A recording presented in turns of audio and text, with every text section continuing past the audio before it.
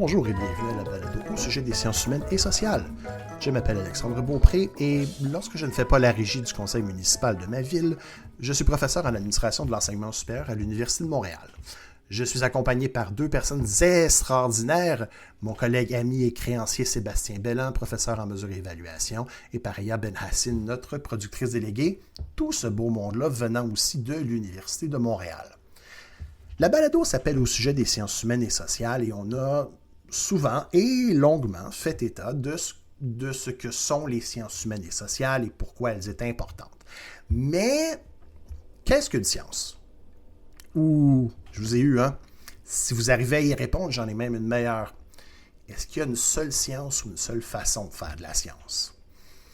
La science comme phénomène humain, comme phénomène social, la science comme phénomène historique, comme recette de création des savoirs, comme la science comme garante d'une certaine hygiène mentale, comme le dira notre invité. Ce serait intéressant si à travers toutes les disciplines qui composent les sciences humaines et sociales, ou même les sciences en général, il y avait une petite place à partir de laquelle on pouvait étudier la science elle-même. La science qui étudie la science. Hélas! Bon, ben, écoute, Sébastien, c'est la fin de l'épisode? Non? Ah! Bien sûr que l'esprit humain n'a pas perdu de temps à jeter son dévolu sur la science pour la décortiquer, la discuter, l'argumenter, la réfuter et, rêvons un peu, la comprendre. Et bien sûr, ce sont nos collègues de philosophie qui ont ouvert ce chemin, plus précisément un groupe de Valard, ou de Maillard, je suis toujours pas sûr, qui navigue dans la philosophie des sciences. Cette science, en tout cas ses étapes cruciales, elle est entièrement réalisée par l'être humain et les mécanismes qu'on a élaborés au fil des siècles pour valider, contre-valider et contre-valider les idées, les données et les avancées, ben, ces mécanismes se basent sur le fait que la science est réalisée par l'être humain. Question d'être d'actualité, mais aussi parce qu'on aime réfléchir sur les sciences, on s'est demandé quel impact aura l'intelligence artificielle sur la réalisation de la science. Vous tenez de m'entendre dire le mot science.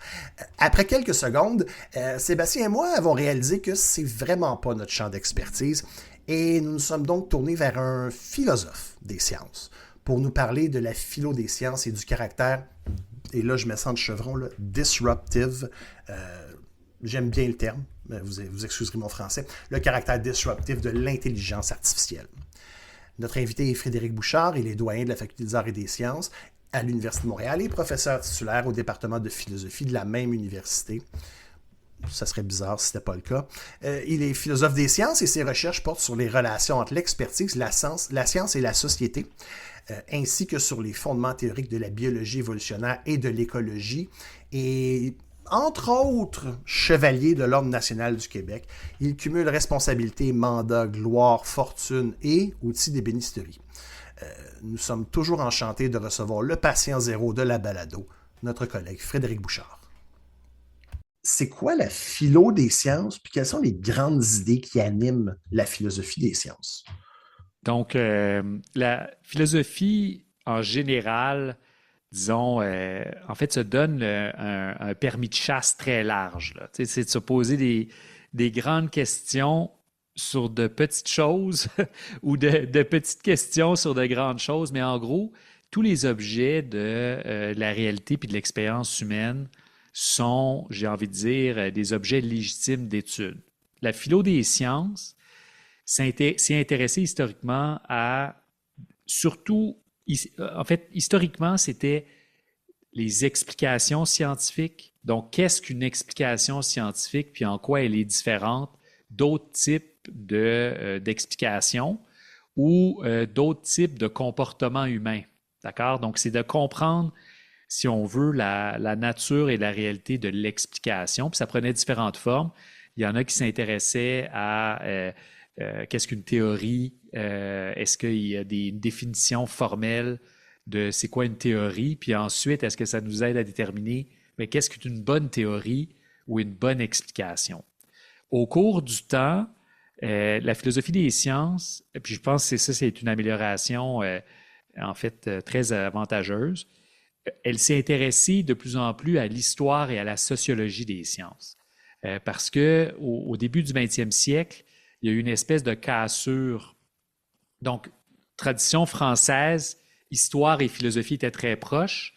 Tradition anglo-saxonne, c'était deux objets différents. Puis donc, et la philo des sciences a été bon, en fait, je serais prêt à le défendre, plus importante dans le monde anglo-saxon que dans le monde francophone. Et donc, j'ai envie de dire la posture anglo-saxonne de traiter l'histoire des sciences comme séparée de la philosophie des sciences a fait qu'au début du 20e siècle, la philosophie des sciences était très formelle, mais qu'au cours du 20e siècle, elle s'est de plus en plus intéressée à ce que d'autres sciences humaines et sciences sociales avaient à offrir. Mais là, on s'intéressait de plus en plus aux pratiques et aux comportements et aux justifications au-delà de, j'ai envie de dire, l'approche formelle. Donc aujourd'hui, la philosophie des sciences, elle butine en sociaux, en histoire, même en sciences politiques. Elle s'intéresse à plein de disciplines, mais la démarche générale reste la même, c'est essayer de comprendre qu'est-ce qui fait que les énoncés scientifiques, en fait, sont-ils distincts et si oui, comment d'autres types d'énoncés humains. Et ça a plein d'implications en épistémologie et en métaphysique, qui sont des disciplines fondamentales de la philosophie par rapport à la structure de la connaissance ou à la structure de la réalité au-delà de nos perceptions. Donc ça, c'était la réponse trop complexe à une question très claire et directe, ce qui est la preuve que nous faisons de la philosophie en ce moment. Puis là, on sourit tous, là, juste hashtag ironie, juste au cas où les gens croient qu'on se prend au sérieux ici. Non, pas dans cette balado. J'allais dire, pas vos auditeurs sont ceux qui sont arrivés ici par accident. On voulait vous rassurer. Oui, on réfléchit en s'amusant. Ouais, petite question, Frédéric. Je voudrais qu'on s'attaque un peu au concept de méthode scientifique. Il y a comme un fétichisme autour de ce concept-là. Puis on est courant que dans la communauté scientifique, il y a plein de façons de faire. Pourrais-tu nous expliquer un peu pourquoi est-ce qu'on en est arrivé à cet état de fétichisme-là autour de la fameuse méthode scientifique, comme s'il y en avait juste une? Moi, par éthique personnelle, je tends à ne pas juger des fétichismes des autres. Mais blague à part, en fait, je dirais, ce qui est arrivé, c'est qu'il reste que la démarche scientifique, je ne vais pas parler de méthode, mais disons la démarche scientifique semble porter fruit. Donc, si on regarde, bon, il y a l'histoire des universités, mais la recherche universitaire, c'est quelque chose d'assez récent, comme processus plus formel. Mais disons, au 18e, 19e siècle, surtout les Allemands, puis ensuite les Anglo-Saxons, puis ailleurs en Europe, ont commencé à faire de la recherche. D'accord? Mais avant ça, il y avait de la recherche scientifique, mais qui n'était pas universitaire, qu'on pense à la Société royale, Isaac Newton, puis tout ça. Mais c'était une recherche, j'ai envie de dire, par passion. C'était des passionnés des hobbyistes, si on veut, qui avaient des outils, des instruments, faisaient des expériences, faisaient des théories, mais c'était beaucoup une démarche personnelle. Puis, je dirais, au cours du 18e, 19e, surtout au basculement du 20e, il y a eu une institutionnalisation de la recherche. D'accord? Et pour plein de raisons, là c'est un autre podcast, là, mais je dirais, la Première Guerre mondiale a vraiment, puis on en a déjà parlé ensemble, a montré l'importance de la recherche pour avoir de la suprématie technologique ou médicale pour soigner les soldats. Et la révolution industrielle montrait que le développement technologique avait une valeur économique.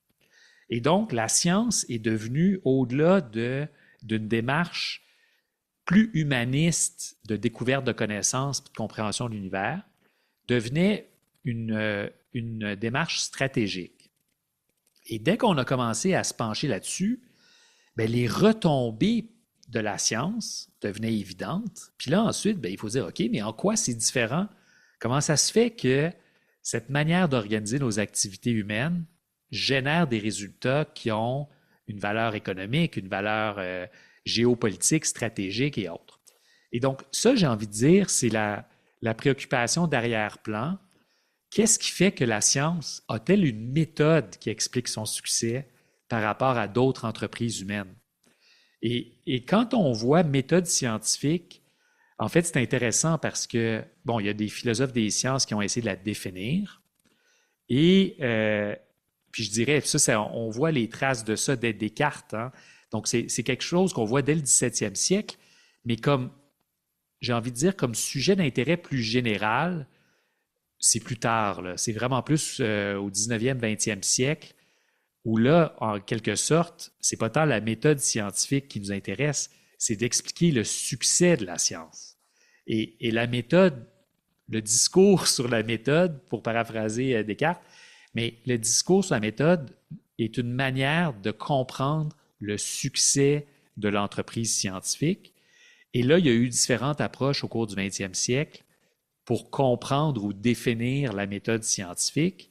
Mais je ne veux pas décevoir qui que ce soit, là, mais il n'y a pas une méthode scientifique. Là, je révole le punch, là, désolé de divulgacher, mais il n'y a pas une méthode scientifique parce que science correspond à quelque chose d'hétérogène. Je veux dire, c'est vraiment un ensemble de pratiques et qui ont différents critères, j'ai envie de dire, de succès. Mais la réflexion de la méthode reste hyper féconde pour comprendre qu'est-ce qui distingue ou non la science d'autres pratiques. Donc, on ne prétend pas en arriver, je m'excuse, peut-être pas la bonne discipline, mais à ce phénomène de la fin de l'histoire qui est on a enfin la réponse finale sur ça, on peut enfin passer à autre chose. Ce qui fait que, et là, le contexte, on enregistre ça le jour de l'élection américaine de 2024, où il y a eu toute une discussion dans cette élection-là sur l'anti-intellectualisme de certains candidats ou de certains pans. Il n'y a pas cette prétention-là dans la philo sur la méthode scientifique d'en arriver à la méthode. C'est pas non seulement qu'on ne l'a pas trouvé, c'est que c'est pas la prétention. Je dirais que c'est pas possible. Entre autres parce que la science, ou les sciences, pour être plus précis, là, ça c'est intéressant. Hein? En anglais, on dit philosophy of science, puis science est pris comme un tout. En français, on parle philosophie des sciences et on juge qu'il y a une typologie plus fine. Et moi, je suis doyen de la faculté des arts et des sciences, mais en anglais, ils disent souvent Faculty of Arts and Science. Et donc, là, c'est juste montrer qu'il y a des différences culturelles sur comment on approche cette question-là. Mais je dirais, d'une manière ou d'une autre, la science est une entreprise humaine. L'être humain change, se transforme, et donc d'arriver à une caractérisation absolue et finale de quelle devrait être la méthode scientifique, puis on va en parler tout à l'heure avec l'intelligence artificielle, c'est présumer que notre manière de construire la connaissance ou d'accéder au réel ne change pas. Et donc, moi, je dirais, il faut voir, en fait, notre regard sur comment la science fonctionne n'est pas différent du regard qu'on pose en sciences humaines et sociales. L'être humain change et donc, on essaie, en fait, de suivre et de comprendre et d'expliquer ce changement-là et non pas de l'arrêter. Et donc, non, la philosophie des sciences, il y a des approches ou des théories qui sont plus robustes que d'autres, là. Donc, on présume qu'elles touchent quelque chose de plus fondamental, soit par rapport à l'être humain, soit par rapport à la nature de l'univers. Mais non, on n'a pas une bonne approche à revendiquer. Et on t'a fait venir aujourd'hui, Frédéric, pour en fait entrer dans le vif du sujet qui est l'impact de l'IA sur la philo des sciences. Puis là, on aimerait te laisser ouvrir cette boîte de Pandore-là, que tu nous expliques en fait où t'en es dans ta réflexion. Puis, je vous remercie pour l'invitation. Hein, et là, je veux l'indiquer, là, nous sommes le 5 novembre 2024. Puis pourquoi je donne la date? Parce que probablement que 95% de ce que je vais dire va sembler complètement absurde dans 2 ans ou 5 ans. Je veux dire, faire de la futurologie, c'est quelque chose, on devrait se donner la permission d'en faire, pas parce qu'on est confiant que nos prédictions soient bonnes ou aient une valeur, mais parce que la démarche elle-même est éclairante. Je donne ça comme préambule là, parce que l'IA en sciences et donc comment la philo des sciences doit réfléchir à ça, on est au balbutiement, puis donc probablement que ce que je vais dire va être complètement erroné ou absurde. Mais là, ici, je veux soumettre des pistes de réflexion. Et je pense que, en fait, il faut comprendre que on parle d'intelligence artificielle, mais je dirais, on parle vraiment suite à l'explosion des agents conversationnels, là, les chats GPT de ce monde, qui sont maintenant déployés à droite et à gauche de manière sauvage, et comment ça peut transformer la science. Là, je ne vais pas parler des risques pour l'humanité, je ne vais pas parler de questions de sécurité. Là, je vais vraiment faire comme si c'était pas grave, d'accord? Ou que c'était pas. Je ne veux pas parler de considération éthique, juste qu'est-ce que ça peut changer sur la démarche scientifique. On est au balbutiement, à bien des égards, on est comme nos étudiants, puis probablement qu'il y en a plusieurs qui écoutent aujourd'hui, là. Puis nos étudiants, quand on leur demande comment voyez-vous le rôle de l'intelligence artificielle à l'université, ils expriment, puis ça je remercie Dave Anctil de nous avoir expliqué ça, là. Dave est professeur au Collège Jean de Brébeuf et par ailleurs, il aide la Faculté des arts et des sciences à repenser à comment on peut outiller nos chargés de cours et nos profs pour intégrer de manière sereine l'intelligence artificielle en enseignement. Okay? Dans une présentation, il nous avait montré comment les étudiants, ils expriment un genre de dissonance cognitive. Ils savent qu'ils doivent apprendre à utiliser l'intelligence artificielle pour être prêts au monde du travail. Et en même temps, ils ont peur d'être pris en délit face à des règles qu'ils ne connaissent pas et qui ne sont pas encore définies. Donc, il y a l'espèce de dissonance cognitive entre, j'ai envie de dire, la curiosité, l'appétit et la peur de ne pas le faire correctement. Bien, nos étudiants, en fait, sont en avance sur la plupart des chercheurs. OK? Et parce que la plupart des chercheurs sont en retard par rapport... Là, je dis la plupart, hein, il y a plein d'exceptions, mais ils ont moins joué avec les outils que leurs étudiants, commencent à le faire, et là, il y a plein de questions qui sont soulevées. Bien, est-ce que j'ai le droit de l'utiliser pour un article? Est-ce que j'ai le droit de l'utiliser pour mettre en forme mes résultats? C'est les mêmes questions que nos étudiants se posent, d'accord? Les sanctions ne sont pas du même ordre si ça contrevient à un règlement, mais c'est les mêmes types de questions. Et en gros, on est à un moment, puis je pense qu'on est à un moment de bascule, là, où les chercheurs, en fait, c'est que l'intelligence artificielle, c'est pas bon ou mauvais en soi, c'est comment on l'utilise. Et on serait fou de ne pas l'utiliser en recherche scientifique. D'accord?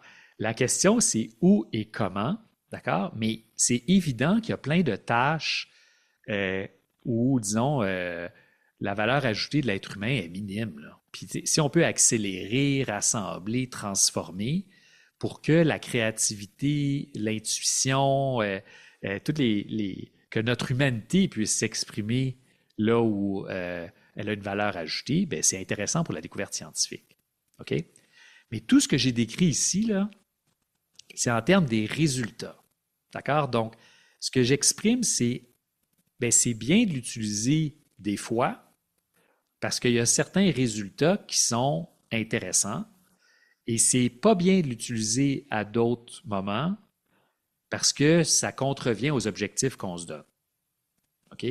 Un étudiant, bien, c'est absurde. T'sais, on ne veut pas qu'il utilise l'intelligence artificielle pour répondre à un test de connaissances parce qu'on veut qu'il apprenne les connaissances lui-même et pas juste que l'IA réponde pour lui. OK? Bien, la même chose pour un chercheur. On veut que, oui, on veut faire des découvertes, mais ça fait une différence à un moment donné qui fait la découverte ou comment, quelle est la valeur du chercheur humain là-dedans.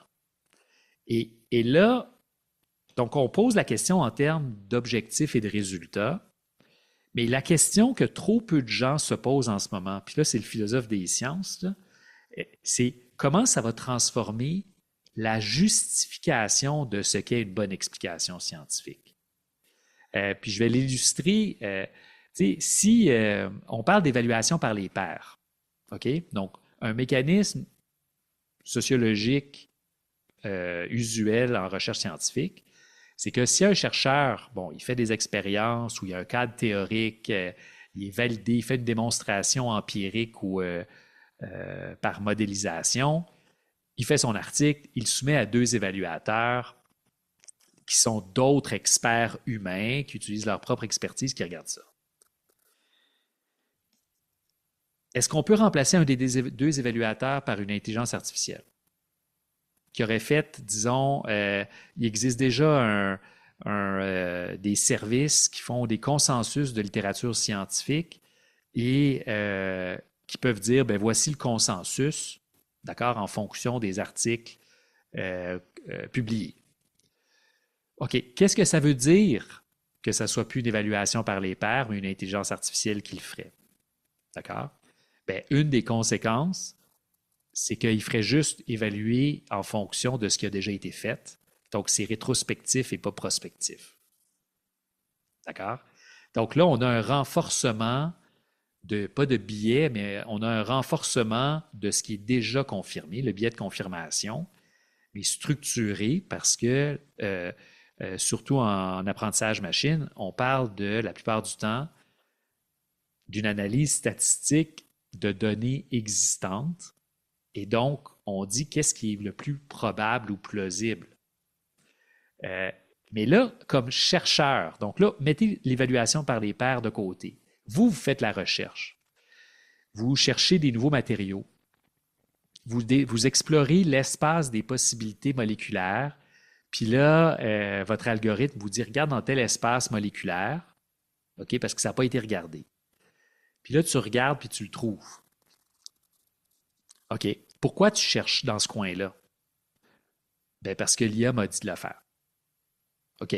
Non, mais ce n'est pas mauvais en soi. Peut-être que tu tombes sur la bonne molécule. Mais ça, c'est des questions avant, bien, il fallait que la personne justifie son choix. Il fallait qu'elle dise, j'ai regardé là, ou qu'elle dise, c'est par hasard que je suis tombé dessus. Mais toute la justification de nos choix scientifiques, en gros, avec l'utilisation de l'IA, soit comme chercheur, soit comme quelqu'un qui évalue la recherche, nos justifications habituelles vont devoir être révisées. Parce qu'on va se retrouver avec des bouts d'hypothèses ou des bouts de modèles, en fait, qui vont être générés par une boîte noire parce qu'on ne pourra pas expliquer comment est arrivé à ce résultat-là. Donc, étrangement, alors que la méthode scientifique, méthode avec des guillemets, là, mais alors que la méthode scientifique, il fallait que tu puisses donner des coups dans tous les pneus. Il fallait là, que tu puisses valider là, chaque étape de la démarche. Là, par un renversement complet, on est en train d'être vraiment excité par une efficacité de génération de résultats qui vient d'une boîte noire. Donc, alors que la méthode scientifique était basée sur notre capacité à valider chaque étape de la démonstration, que ce soit empirique ou théorique, là, une des parties les plus puissantes de la démarche est inaccessible, je dirais, en théorie ou en pratique, ça dépend des approches. Là. Mais je dirais, on n'est pas capable, pour évaluer un article, on ne va pas réviser tout le processus de l'évaluation algorithmique. On va le prendre comme une donnée, d'accord, que il y a cette donnée-là ou cet espace-là qui a été fourni de manière algorithmique, puis ensuite, l'être humain l'a transformé, l'a adapté, tout ça. Mais donc, la méthode scientifique était fondée sur la puissance de la démonstration. Il y avait des désaccords par rapport à la nature de la démonstration qui étaient importants ou valides. Certains exigent de l'expérimentation empirique, d'autres non. Il y a des désaccords. Mais en gros, validons la démonstration à chaque étape. Mais ça devient impossible à l'échelle humaine en introduisant l'intelligence artificielle. Puis, je rajouterais, ce qui va être sociologiquement fondamental, c'est que différentes sous-communautés scientifiques n'arriveront pas au même jugement par rapport à est-ce que c'est important ou non. Il y en a qui vont dire, regarde, arrête, là, c'est juste de la philo des sciences, on s'en fiche. Ça nous donne des médicaments, ça nous donne des molécules, ça nous donne des brevets. Puis il y en a d'autres qui vont dire, oui, mais attends, là, moi, je peux pas distinguer entre ces deux théories scientifiques-là parce que je ne peux pas faire la démonstration complète à chaque étape.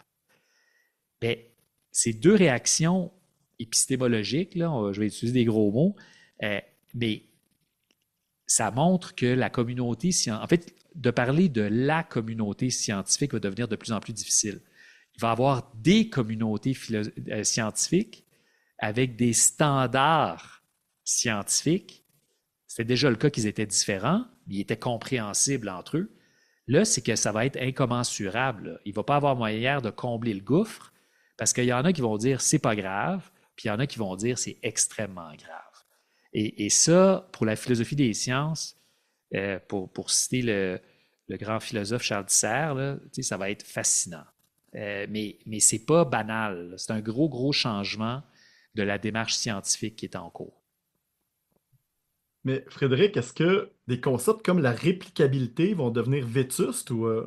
Bien, c'est un très bon exemple. Donc, moi, en fait, c'est que je pense que ça va il va y avoir des, je ne vais pas dire des chicanes, mais il va y avoir des débats vigoureux au sein de plein d'associations scientifiques et de comités éditoriaux de journaux scientifiques par rapport à ces questions-là. Parce que il y en a qui vont dire ça ne sert plus à rien parce que de toute façon, on a des données synthétiques qui ont une valeur prédictive plus grande. Puis il y en a d'autres qui vont dire non, c'est super important parce que ça nous permet de valider séparément cette boîte noire. Mais il n'y aura pas une réponse simple là-dessus, là. Il va y avoir des profonds désaccords et au sein même d'une communauté scientifique. Donc, les disciplines entre elles, il va y avoir une divergence, mais à l'intérieur des disciplines, il va y avoir des grands désaccords. Puis je vous garantis, on commence à le voir déjà, là, mais c'est de la petite bière. Il va y avoir tel journal de psychologie qui va exiger X, puis l'autre revue de psychologie va se faire une fierté d'être anti-X.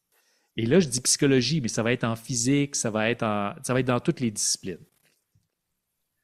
D'un point de vue strictement de philo des sciences, on ne vise pas à avoir la réponse parfaite, comme on disait tout à l'heure, ça va, mais est-ce que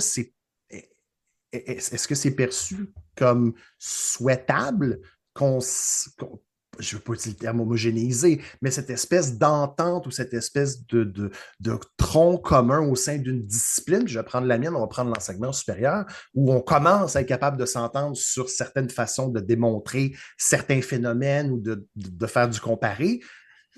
Là, à la lumière de ce que tu viens de dire, on risque peut-être de s'éloigner de ça. Est-ce que la philo des sciences pose un jugement sur ce qui est souhaitable ou pas à cet égard-là? Ces questions-là, tu touches des points sensibles, là. Parce que c'est un gros désaccord entre philosophes. En gros, les philosophes se posent la question, en philosophie des sciences, entre autres, là, ils ne disent pas toujours dans ces termes-là, mais est-ce que la philosophie des sciences, elle est plutôt descriptive, donc elle décrit le phénomène, ou est-ce qu'elle devrait être aussi normative ou prescriptive et dire qu'est-ce que devrait faire l'être humain? Là, ce n'est pas de l'éthique, là, c'est juste dire en termes de connaissance. Et c'est franchement des débats éternels en philosophie, là. Moi, je suis du côté des normatifs. Moi, je crois que la philosophie, j'ai envie de dire, quand elle fonctionne bien, c'est une hygiène intellectuelle, là. Elle nous aide à mieux vivre. Et donc, elle doit se permettre de faire des recommandations. Les recommandations ne seront pas nécessairement à l'homogénéité. C'est là où je dirais, moi, je dirais plus fondamental. Je pense que, puis je n'ai pas la réponse, là, mais il va falloir décider, ce n'est pas le bon terme, il va falloir réfléchir. Est-ce que la science doit être humaine? Puis là, je ne parle pas de science humaine, je parle, est-ce que est-ce que pour que ça soit une explication scientifique, elle doit être produite, transformée, médiée par un être humain, ou est-ce que c'est quelque chose qui peut exister sans intervention humaine? OK? Autrement dit, est-ce qu'on va en arriver à un moment où la conclusion à cet égard-là d'une intelligence artificielle pourrait. Est-ce qu'elle pourrait être considérée comme aussi valide que celle émanant d'un être humain? Exactement. C'est ça que. Puis, et c'est pas. Encore une fois, c'est prématuré, là, quelque part, de poser la question, mais c'est le genre de question qui va venir assez rapidement, mais de manière indirecte. Je vous garantis, puis il y a probablement déjà quelqu'un qui l'a essayé, puis c'est juste que je ne le sais pas, mais ça serait, en ce moment, ça serait plus un stunt, là. Mais il y a quelqu'un qui va dire non, moi, je veux vraiment que Dr. Google soit mon co-auteur. Tu sais, parce que je dois énormément à mon algorithme, puis lui, il va être convaincu que c'est un collègue, là. OK? Et ça, puis il y en a d'autres qui vont dire ben non, tu ne mets pas ton microscope comme co-auteur, même si tu en as besoin pour ta recherche.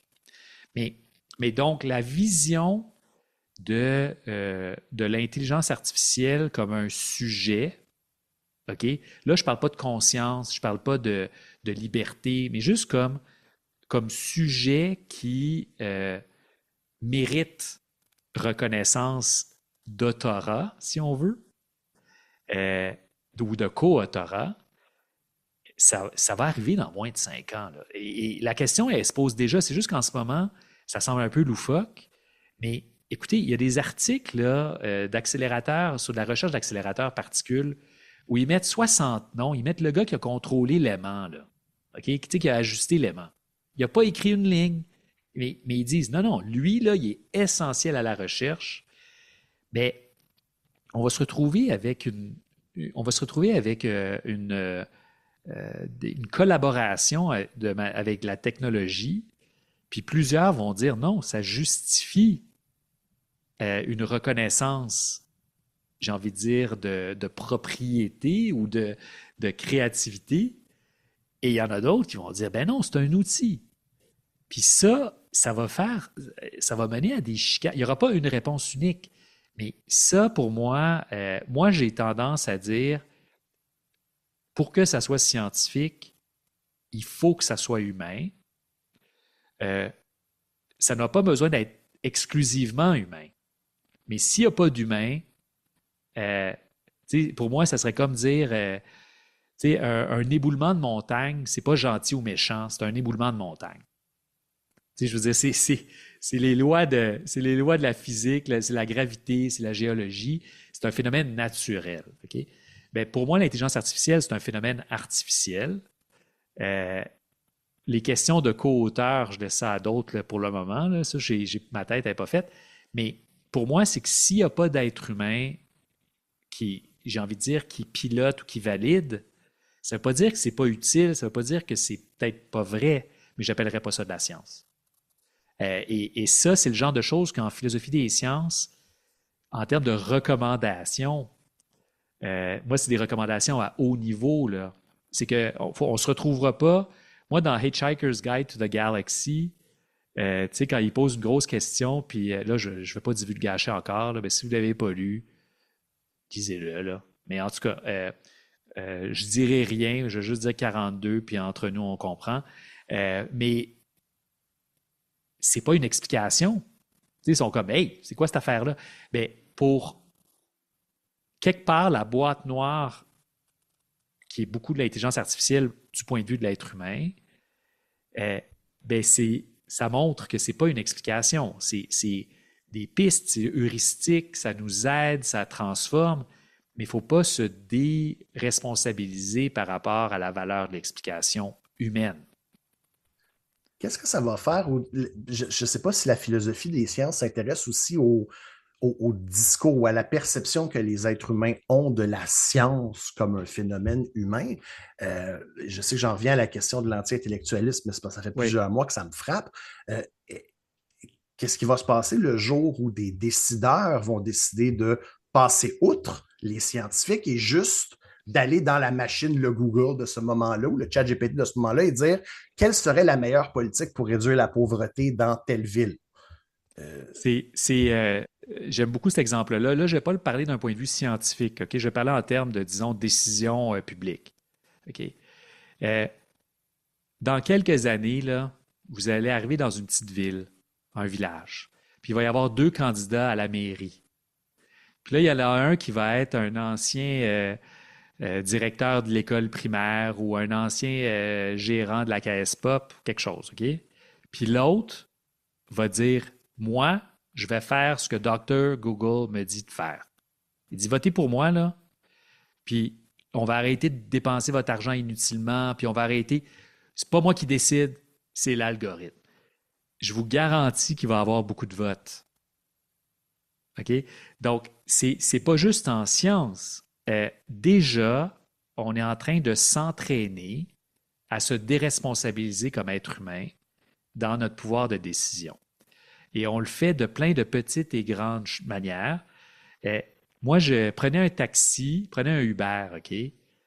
Quand on prenait un taxi il y a quelques années, le chauffeur vous disait, avez-vous un chemin préféré ou attendez, je connais un raccourci. Imaginez là, qu'il dit, je connais un raccourci où on prend le trajet que Waze me donne. Ben, 9 personnes sur 10 vont dire, hey, on suit Waze, là, tes raccourcis gardés pour toi. On est en train de minimiser l'expertise humaine. C'est une vraie expertise que le chauffeur a, là, en faisant plus déférence à ce que l'intelligence artificielle a dit. C'est déjà en cours. Par rapport au populisme, à l'anti-intellectualisme, en fait, je pense que c'est une vraie inquiétude à avoir. Là, ça sort de la philo des sciences. Là. Je soupçonne, puis là, je veux le dire, là, parce que là, je sens que je suis en train de faire, là, vous ne le voyez pas, là, mais je suis en train de faire freaker Sébastien et Alexandre. Là, ils regrettent de m'avoir invité parce que leur journée se passait si bien. Moi, ce qui me préoccupe, en démocratie, idéalement, on accepte que penser à plusieurs nous donne une meilleure chance d'arriver à un résultat acceptable que de donner la décision à une seule personne. OK? Et on présume que la préférence de l'autre est vaguement compréhensible pour soi-même. On n'est peut-être pas d'accord, mais on comprend. Les élections américaines testent très fortement cette caractérisation de la démocratie. Mais vous comprenez que c'est l'espèce de vivre ensemble demande qu'on ait une réalité partagée, puis qu'on a un mécanisme de régir des différends, puis la prise de décision par le vote, puis par d'autres mécanismes de consultation. Ce que j'ai décrit pour les scientifiques comme attitude variée par rapport au rôle que la technologie devrait jouer dans la démarche scientifique, ça va être vraiment fort en société pour le bien commun. Donc, je vais le faire là, par rapport à toute technologie, mais je dirais pour l'intelligence artificielle, on le voit vraiment aussi. Il y a ce que j'ai envie de dire, il y a les catastrophistes. C'est la fin du monde, il faut arrêter tout. Il y a les jovialistes. Hey, comment, c'est super cool, arrêtez de chialer, wouhou! Puis, il y a le gros de la société entre les deux, qui se dit, ben regarde, c'est pas tout bon, c'est pas tout mauvais, j'aimerais ça qu'on m'aide à déterminer c'est quoi les usages acceptables, puis qu'on suive à peu près les règles ensemble. OK? En démocratie, ça devient vraiment compliqué par rapport à l'intelligence artificielle, parce qu'il y a des gouvernements qui vont vouloir déployer des services automatisés largement pour des raisons d'efficacité ou de contrôle des coûts ou 10 000 autres raisons. Puis il va y avoir une partie de la population qui va s'opposer par principe à toute ingérence technologique dans leur vie. Et il y en a d'autres qui vont trouver que le gouvernement et les lois vont trop lentement, puis qu'eux vont complètement à l'autre extrême puis adoptent plein de choses. En démocratie, c'est compliqué ça, parce que là, ça veut dire que notre réalité commune devient de moins en moins commune, parce qu'il y en a qui ont l'impression que c'est inhumain, puis d'autres vont croire que les autres sont arriérés, puis on doit cohabiter ensemble avec des choix de société. Et donc, l'anti-intellectualisme, moi, je le vois plus, je peux revenir tout à l'heure sur la question de l'expertise. Là, je pense qu'il y a un truc particulier par rapport à la science, mais de manière plus globale, le rapport à l'intelligence artificielle risque de mettre des tensions très fortes sur notre vivre ensemble. Puis là, je ne veux pas faire Cassandre, là, mais moi, je ne serais pas surpris que, tu sais, j'aime pas le... Je suis profondément mal à l'aise avec comment l'immigration devient le bouc émissaire total et absolu de tous les problèmes économiques qu'on a aujourd'hui. Là, c'est injuste. Là, j'exprime une opinion personnelle. Mais je soupçonne que les réactions viscérales par rapport à l'intelligence artificielle vont être encore plus polarisantes que l'immigration dans nos sociétés. Et parce que là, on touche à de l'anthropologique, là. On touche à c'est quoi un être humain et comment on vit comme être humain, de manière là, profonde. Là. Puis il y en a qui vont dire cool, donnez-moi un chip, puis il y en a d'autres qui vont dire non, tu sais, c'est impur. Et vivre en démocratie avec ça, on a des exemples, mais pas des exemples de cette intensité-là. Là. Ça risque d'être compliqué de trouver, sinon un consensus, des compromis qui permettent de rallier beaucoup, beaucoup de monde, puis que les extrêmes ne se polarisent pas autour de ça. Moi, Frédéric, j'aimerais peut-être qu'on prenne 2 pas de recul pour parler en fait du travail scientifique. Euh, Moi, ce que je vois en gros, c'est qu'il y a des choses qu'on fait maintenant qui vont être générées éventuellement, donc automatiquement. Tu sais, je pense à ce qu'on va encore avoir des revues de la littérature qui vont être publiées dans 15 ans. Je me pose des questions. Moi, je suis dans le domaine de l'analyse de données. Ben, il y a beaucoup d'analyses de données qui vont être générées aussi, donc automatiquement. Des analyses de données, par exemple, exploratoires. Puis là, ça veut dire qu'il y a des expertises qui vont être perdues. J'aimerais t'entendre là-dessus aussi. Donc, formellement, là, d'une manière plus pragmatique, sur le travail scientifique, comment ça va changer? OK. Bon, mon obsession, c'est l'ébénisterie. C'est la menuiserie traditionnelle avec des rabots, avec des scies. Donc, moi, avec des aiguines. Il y a tellement de beaux mots, là, varlope, riflard.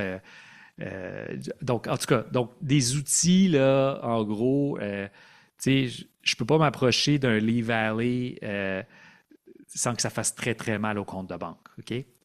C'est un choix. Tu sais, ce que je veux dire, c'est que je me complique la vie parce que ça me donne du plaisir. Mais j'apprends des choses qu'on ne peut pas apprendre en utilisant des outils électriques. Donc, moi, là, quand je vois une planche, OK, ce qui est très drôle, ça, je peux le démontrer, il y a plein de choses que je fais avec une aiguine qui prennent le même temps que si je prenais un outil électrique, sauf que moi, je le fais sans bruit puis presque sans poussière, puis ça m'a coûté 50$. Donc, il faut des fois, en fait, c'est que c'est une question assez large, là. Je pense qu'il ne faut pas s'empêcher d'utiliser les outils, mais il ne faut pas qu'on le fasse juste par facilité ou confort. Il faut qu'on le fasse parce qu'on comprend le potentiel et les limites de ces outils-là. Mais souvent, pour comprendre le potentiel et les limites des outils, il faut apprendre à travailler sans ces outils-là. Donc, moi, je serais inquiet. Je pense que il y a plein de choses dans l'activité scientifique qui devraient être automatisées.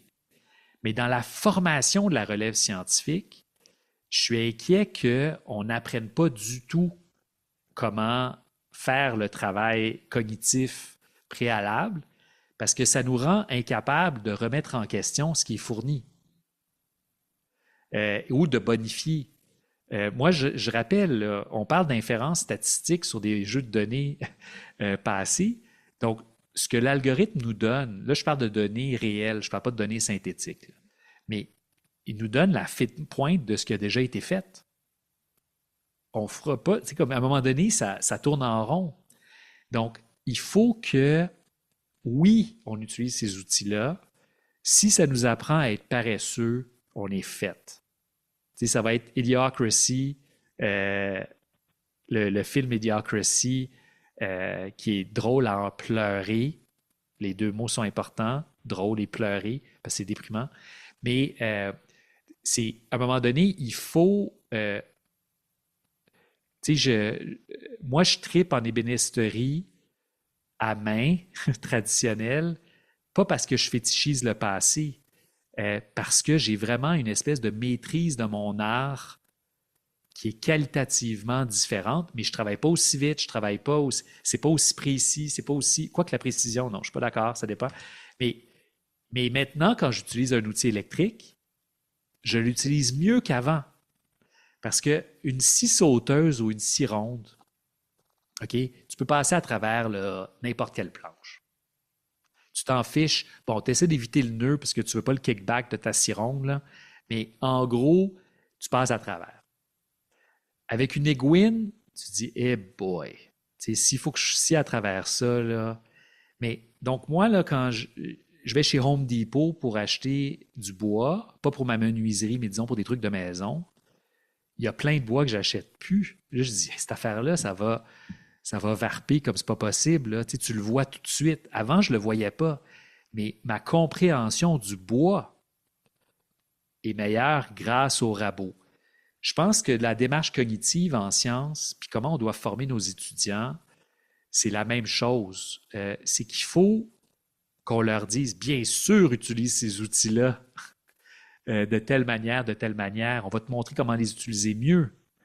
Mais si tu n'es plus capable de travailler sans ça, il y a des phénomènes auxquels tu n'as plus accès. Il y a une remise en question à laquelle tu n'as plus accès. Donc, moi, un de mes fantasmes, c'est de donner quand je serai plus doyen, dans quelques années, un jour, je veux créer un cours de philosophie de la technologie, puis je veux passer une semaine juste avec des rabots puis des aiguines.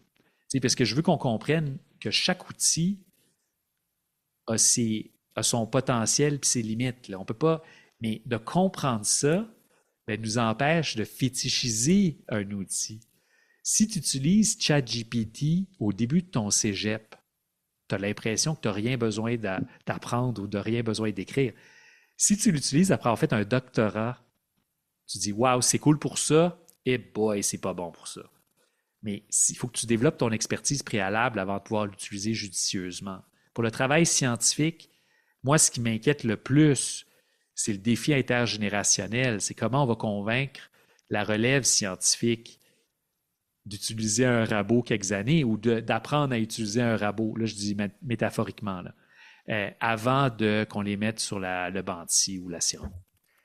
Est-ce qu'il n'y a pas, tu me permettras de jouer l'avocat du diable, est-ce qu'il n'y a pas cette question intergénérationnelle-là qui s'est déjà posée lorsqu'on a informatisé des outils qui étaient des outils d'information pour certaines étapes? Je pense à une recension des écrits où il fallait aller dans une bibliothèque avec un outil qui était un outil relativement manuel avec les fiches, faire ses fiches à la main et tout. Maintenant, être capable de faire ça avec Google Scholar et tout.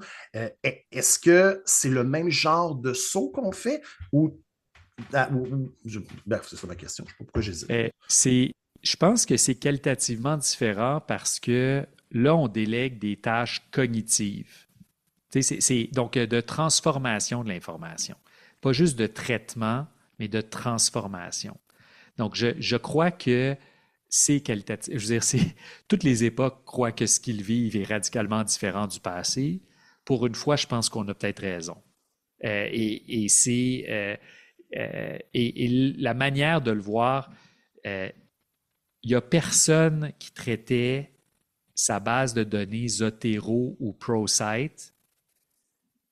Il n'y a personne qui voulait les nommer comme co-auteurs d'articles. Il n'y a personne qui croit que Google Scholar mérite d'être considéré comme un... Là, c'est que c'est autre chose. On a quelqu'un. Voyez mon langage, le lapsus. On a une technologie qui fait en sorte qu'on ne demande pas certaines choses à d'autres êtres humains ou on ne demande plus à soi-même. Et que ce sont des tâches cognitives avancées.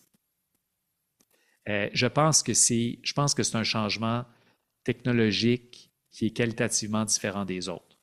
Encore une fois, je ne veux pas dire que c'est bien ou mal. Ce que je veux dire, c'est, je le crois sincèrement, là. Moi, on développe plein d'intelligence artificielle à la Faculté des arts et des sciences, son déploiement, tout ça. Mais entre l'intelligence humaine et l'intelligence artificielle, il faut trouver l'intelligence éclairée. C'est comme ça qu'on veut appeler ça à la Faculté des arts et des sciences. Là. Mais l'intelligence éclairée, c'est savoir quand et comment utiliser ces outils-là et quand et comment on ne devrait pas les utiliser. Puis ça demande un jugement humain qui va être difficile à établir parce que la tentation de juste regarder la productivité de ces outils-là, le temps qu'on sauve, etc., va nous induire à de la facilité puis des raccourcis si on ne se pose pas ces questions-là. Moi, j'ai l'impression qu'on est encore loin de ça. Une petite anecdote personnelle. Il y a 1 an et demi à peu près, j'étais sur un jury de thèse. Puis l'étudiant, dans les remerciements, a remercié ChatGPT. Puis je me souviens que les jurys, on s'est regardé, on a fait comme, on fait quoi? À l'université où j'étais, il n'y avait pas encore de normes qui avaient été élaborées. Puis je pense qu'1 an et demi après, on serait tout autant dépassé. Puis là, ma question est peut-être un peu en fait présomptueuse, mais comment on se prépare à demain? Parce que c'est là, c'est maintenant. Puis ça arrive, là. Moi, comme évaluateur, je l'ai croisé plus qu'une fois. Je l'enseigne dans mes cours de statistique, mais mes étudiants sont quand même mal préparés. Là, pardonnez ça va sonner coach de vie, là, ou je sais pas. Euh, il y a plein de situations préoccupantes sur Terre en ce moment. Tu sais, des conflits géopolitiques, des comportements qui mènent à la dégradation de la planète. Il y a plein de choses qui se passent, OK? Il faut qu'on trouve le moyen de retomber en amour avec l'humanité. Tu sais, là, je le mets vraiment en amont. Là. Il faut qu'on trouve un humanisme renouvelé, l'espèce d'émerveillement avec l'être humain dans toute sa beauté, ses imperfections, sa perfectibilité, tu sais, le fait qu'il puisse s'améliorer. Et je pense que je le mets comme condition préalable parce que sinon, les outils vont toujours sembler plus vite que nous, là. Tu sais, je veux dire, c'est pas.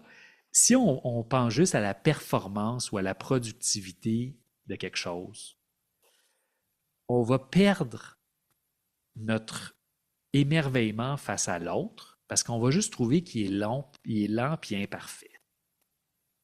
Et donc, moi, je pense que le grand défi des prochaines années, c'est de retrouver notre émerveillement par rapport à... Il faut retomber en amour avec l'être humain. Puis, je pense que ça va être difficile, mais que si on ne le fait pas, on va juste trouver qu'on est des primates mésadaptés au monde de demain. Donc, moi je nous invite, puis c'est la partie coach de vie, là, mais il faut renouer avec l'art, il faut renouer avec la culture, avec les artisans, avec les discussions, avec les cafés, avec le travail au bureau où on demande à un collègue comment il va. Mais il faut renouer avec l'activité humaine, j'ai envie de dire, pas de base, mais avec notre humanité. Il faut renouer fondamentalement avec notre humanité partagée.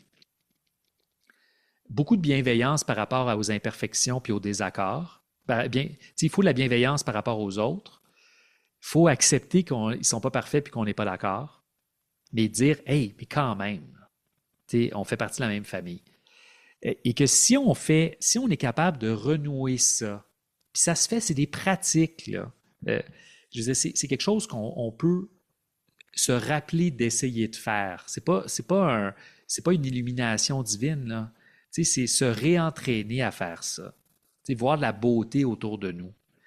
Si on fait ça, ensuite, on est capable d'apprécier la valeur des outils pour ce qu'ils font, mais sans substituer des êtres humains pour ça. Là, je ne parle pas juste de la valeur économique ou juste de dire non, c'est génial ce que ça fait, je serais fou de ne pas l'utiliser.